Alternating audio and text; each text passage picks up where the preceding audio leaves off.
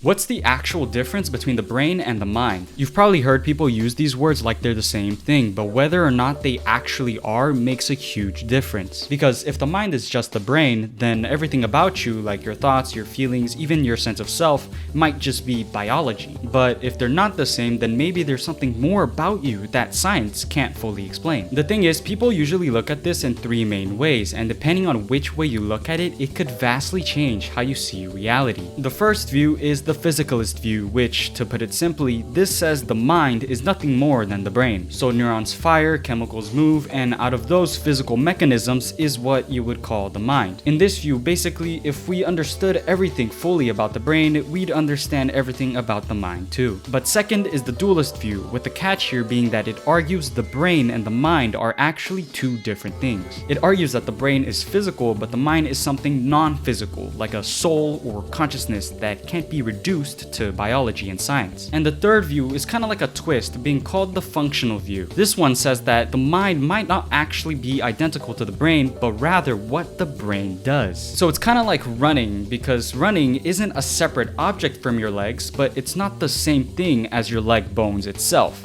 Running is the process your body performs. So in the same way, the mind could just be labeled as the process the brain performs, like the software running on hardware. So what do you think?